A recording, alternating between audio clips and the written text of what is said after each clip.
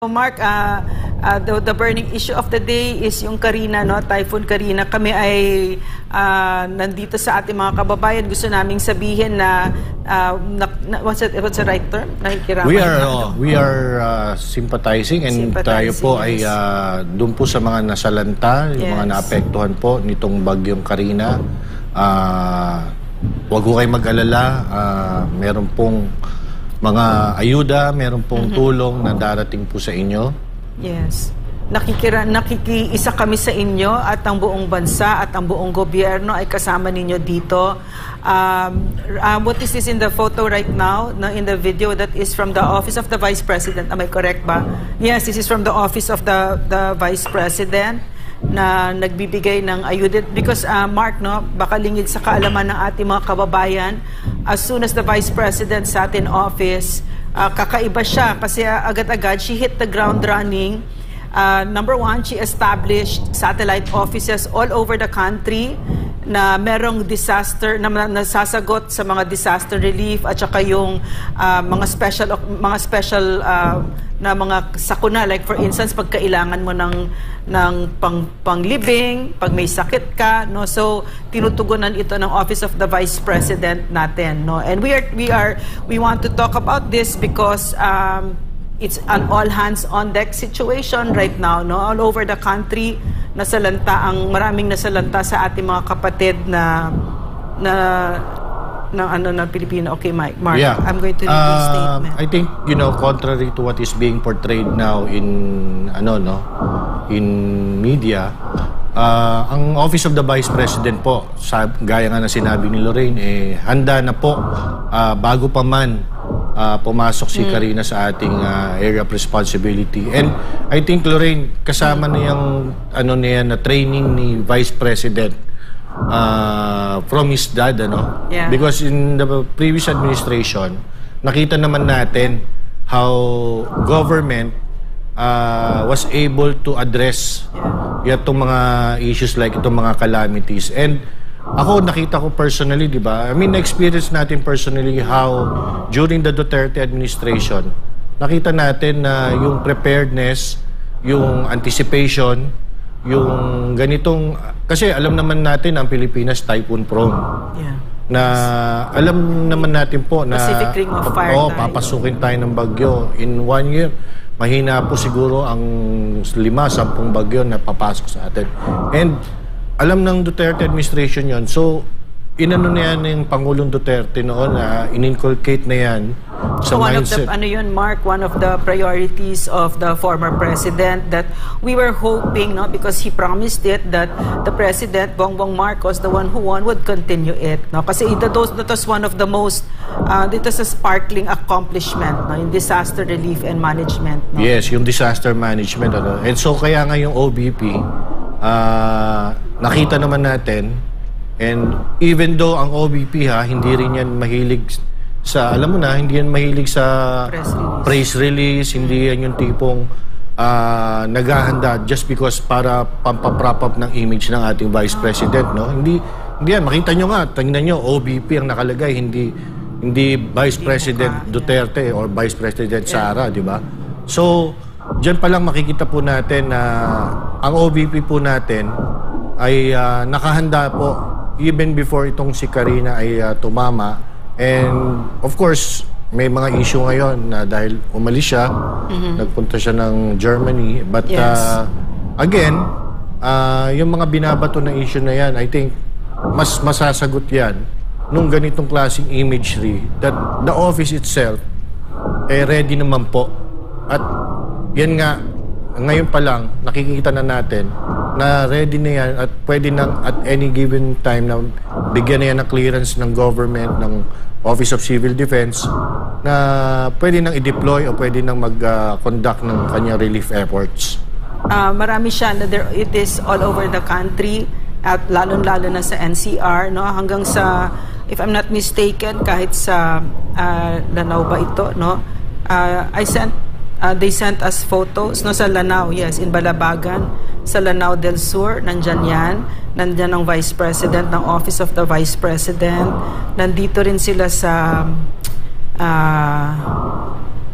sa Negros Occidental, sa La Castellana, meron din sa Marikina, that they're all over talaga. So, we're very grateful for that, no? O, yan yung Lorraine, alam mo yan yung tinira noon na because of yung mga confidential funds, yan yung mga issues na binabato sa Vice President. Ano ba yung, bakit ba may budget na hinihingi?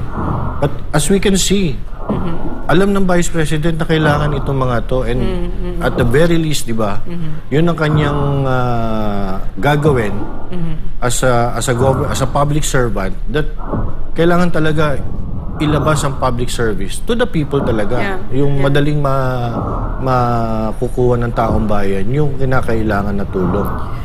In fact, Mark, no, sa madaling salita, accountability niya ito sa atin, no.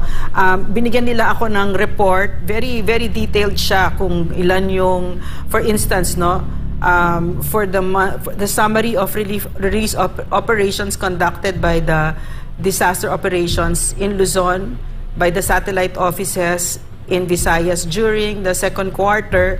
For instance, they say they served 5,344 families or 19,214 individuals, and the OVP distributed 5,344 relief bags, non-food items amounting to almost 5 million. So I have a very detailed binigay nila sa atin itong report na ito. In the second quarter, for instance, they say...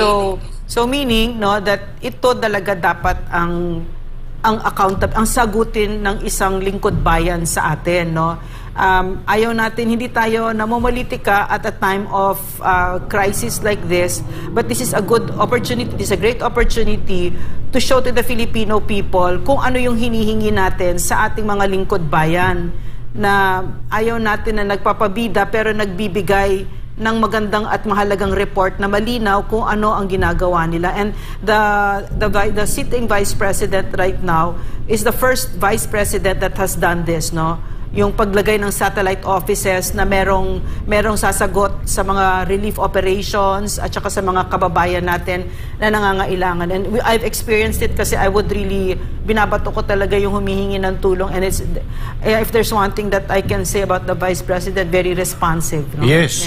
Highly mabilis. Quick release. Ako rin mismo, naka-experience ako na pag mayroon tayong ni-refer sa Office of the Vice President, ay nabibigyan kagad or na-address kagad ni Vice President. And ito nga Lorraine, yung issue na yung ngayon binabato kay Vice President na wala siya. But yun nga nakikita natin eh. You can see naman, di ba? And ang ano pa dyan is that hindi siya dun sa kailangan ibalandra sa media. Hindi niya kailangan ipamuka na siya ay nakahandang tumulong. Talagang tumulong lang. Tumutulong lang. Yeah. At saka Mark, no. Maybe the word yung tulong is wrong. I don't agree with that. If you're a public servant, yan tulong.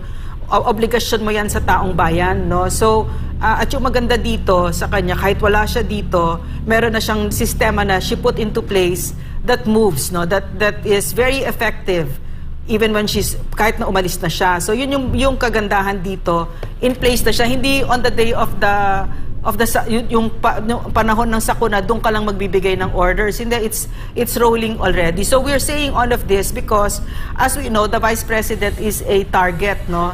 Target siya ng sitting ay mga nasa administrasyon ngayon who's always after politika. So we have to tell the Filipino people na relax lang kayo because pinagsisilbihan kayo ng Vice President natin, no? Yes, and alam mo Lorraine, nakakalungkot lang na even during calamities ipopoliticize pa ng mga ito. And siguro ang paghuhugutan natin ng lakas is our Vice President mismo, na hindi na lang niya iindahin yung mga yan. At ang sa kanya na lang talaga is, eto nga, in fact, sinabi natin na ang Vice President natin ngayon, hindi na siya ang DepEd Secretary. So, for all intents and purposes, wala na siyang cabinet portfolio. So, wala na rin siyang parang mandate, except being Vice President. But nandun pa rin sa kanya yung as a government official, as a public servant, meron siyang responsibilidad na alam niyang kailangan niyang tugunan ang pangangailangan ng taong bayan. Yeah. Mark, meron kasi akong nabasa na nagsulat siya, no, na tama naman yung argument niya, pero I don't totally agree kasi sinabi niya na she's the vice president, no, hindi siya yung president. So wag niyo siyang pag-initan kasi nga ang vice president daw ay president in waiting lang. Para kumbaga spare tire. So hindi yung sagutin niya kasi laki nung sa president. Tama 'yon. Pero sa tingin ko, kasi pag public servant ka, dapat nagsisilbi ka kay vice president ka, kay whatever ka, di ba? Lalo't lalo na pagka ganyang kataas ang posisyon, talagang meron tayong i-expect at meron siyang sagutin sa atin, no? So, pwede lang pasingit, no? Kasi kahit yung, for those who want to help, yung sa Office of the Vice President, parang wala naman silang hinihingi kasi okay na daw yung resources nila. But this is from the Ateneo, tulong para sa nasalanta ng Karina. Halina at magbayanihan para sa daan-daang pamilyang binaha dulot ng habagat at bagyo. So humihingi ang Ateneo ng rice, instant noodles, canned food, 5 to 6 gallons of water, biscuits, tsaka sana mga hygiene kits na may bath soap, may toothpaste, may toothbrush, sabong panglaba, alcohol, sanitary napkins, diapers, underwears, at saka sana may mga kumot, mga tuwalya, mga sleeping mats, at saka mga slippers. Pwede sigurong i-flash, no? You may send your in-kind donations to Richie Fernando SJ in the Covered Court Wellness Drive sa Ateneo in front of the Jesuit Wellness Center. You may look for Lowy. His phone number is 0919-398-6845. So, that's it. So, Mark, tila sinampulan agad ang mga ipinagmamalaking mga proyekto. Hoy, yung prompter. Ano ba? Yung pinagmamalaking proyekto ni President Bongbong Marcos sa kanyang SONA nitong Lunes, particular na ang mga natapos na umanong flood control projects. Ang tanong, epektibo kaya ang naturing mga proyekto? Alamin natin sa balitang ito.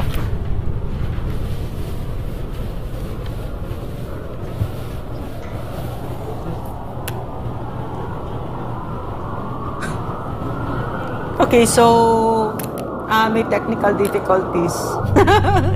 Well, Mark, that's live. So ano bang prinamis ni ano? Inulan ng batikos mula okay. sa net. Ayan. Okay, go please.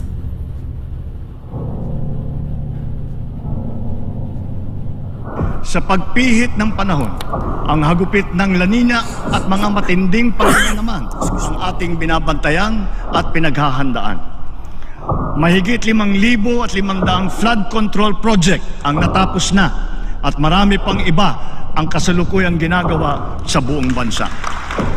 Inulan ng batikos mula sa netizen ang naturang pahayag ni Bongbong Marcos Jr. sa kanyang ikatlong SONA noong Lunes. Ayon sa Pangulo, libo-libong flood control project ang natapos sa kanyang 2 taon sa panunungkulan. Pero ang naturang proyekto ay tila hindi ramdam dahil sa epekto ng malakas na buhos ng ulan dulot ng habagat at bagyong Karina. Tanong ng ilang netizen, nasa na daw ang flood control projects na natapos? Habang ang isang ito, ngayon lang daw nila ulit nakita ang ganitong pagbaha sa Metro Manila makalipas ang ilang taon. Parang wala din daw aniyang pinagbago ang matinding pagbaha.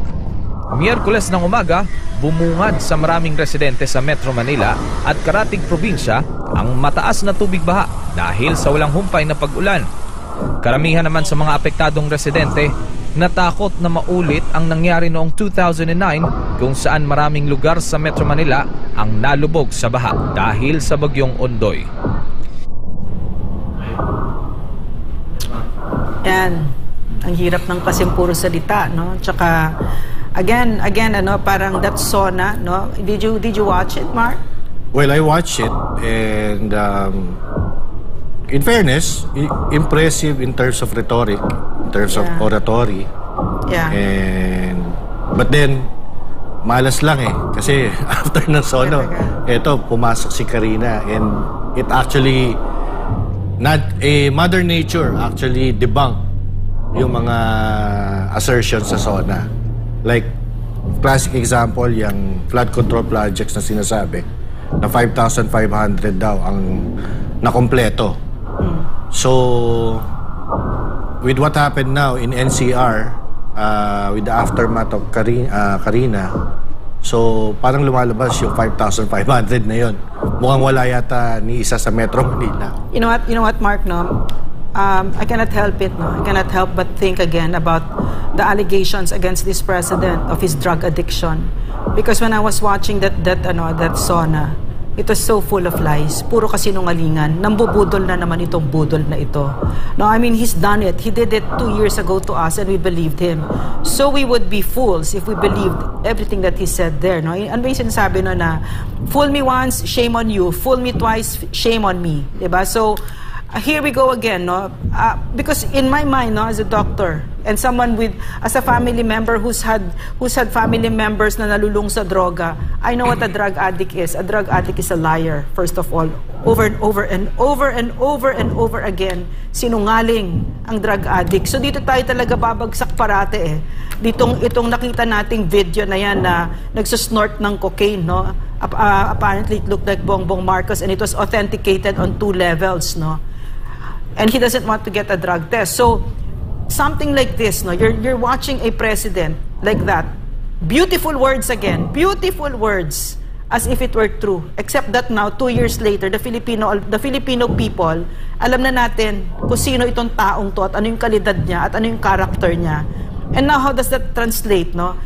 On the ground, people ang naghihirap, Mr. President. Naghihirap ang Pilipino. Poverty is at an all-time high. Hunger is at an all-time high. And now this calamity has happened. And maybe you don't know about it because I don't think you've done your homework. I don't think you care at all to do your homework. Is when poverty hits the poor. It hits them on so many levels that it doesn't hit yung mga may kaya katulad ninyo na nasa Forbes Park. Lalo silang nalulugbok sa kahirapan at what will take us a day or two to get out of, for them, it takes generations to get out of. So this is why we take care of the poor. So yon, Mark. Yun yung problema. Itong naranasan natin kahapon, ang pwede natin kasing maikumpara ito nung nangyari noong 2009, ano? Yung Ondoy. Yes. And that was probably the worst yung flooding experience that we have encountered. And we should have already learned our lesson there sa Ondoy. And I believe we had, no? Yes. During the time of the previous administration, because we never had this kind of flooding. Didn't happen the whole time. I think there were incidents of flooding in other parts of the country, but not you know, like this. Not in this scale. And it speaks of the kind of governance, the kind of leadership that we have right now as compared to before. Because ito nga yung ito nga yung sinasabi na yung bagyo na po-forecast na nape-predict na or nakikita na before pa siya tumama or before pa siya pumasok sa area of responsibility ng Pilipinas, for example. So, government should have already have enough time to prepare. And what happened yesterday was a clear manifestation that hindi yata napaghandaan. And eto na naman tayo, pupunta na naman tayo ngayon sa aftermath na hahanapin na naman kung ano naging dahilan, magtututuroan na naman, and yung mga politika pa. Tas popolitikahin pa. Nakakalungkot nga, pati Vice President natin na, yun nga, yung sinasabi natin kanina, Lorraine. Technically nga, wala naman talagang responsibilidad ng Vice President natin ngayon, no? Wala talaga. But, syempre, nandiyan yung kanyang mandate, nandiyan yung kanyang, alam niya na, puso niya. Yung public servant siya yes. Diba? Yeah. And kailangan talaga public service. Naka-ready ka. Sad to say nga, popolitikahin pa, aatakihin pa siya.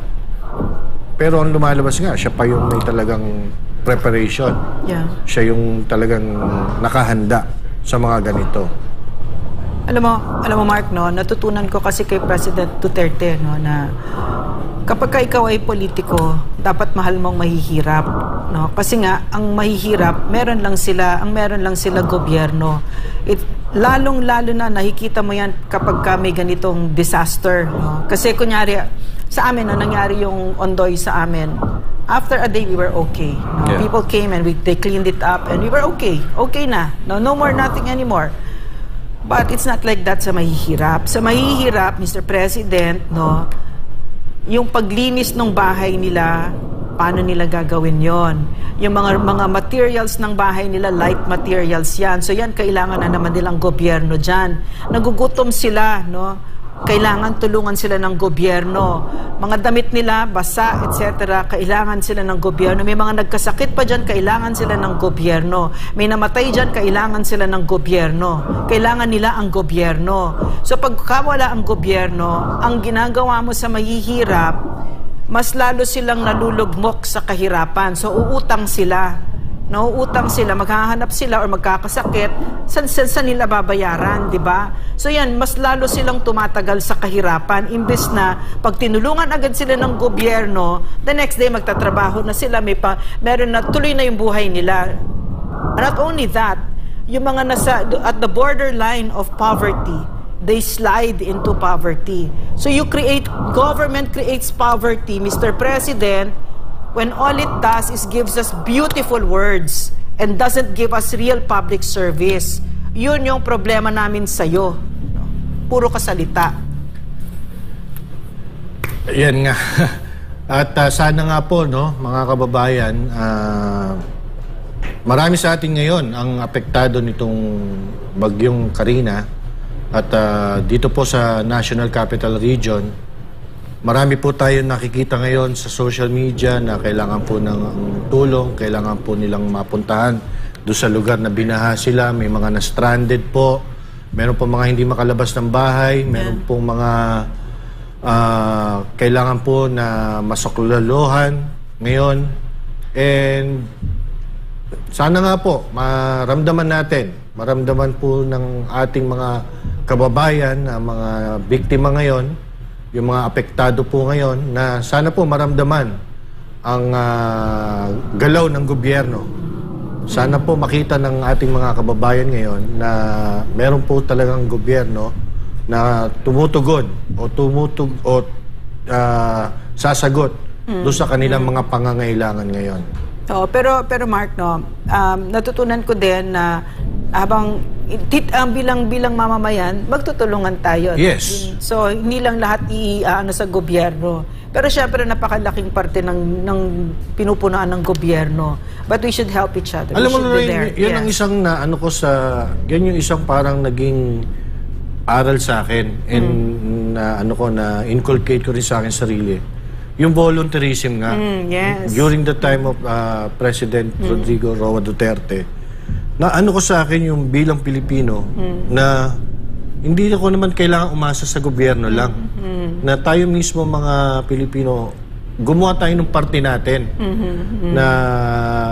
And nakita mo even nung COVID, na nung nagkakahirapan ng mga mask, nung kailangan ng mga relief, gumalaw tayo nun eh. We made it an effort sa atin mismo. We made it ourselves na talagang kumilos tayo. And I'm sure ngayon marami sa ating mga kababayan na nakita po yung ganyang spirit of volunteerism, yung pong ganyan na kailangan personal na umakto. Marami pong gagalaw dyan. Wag naman sanang ng gobyerno ngayon na hayaan lang na ganun lang. Sa atin umasa.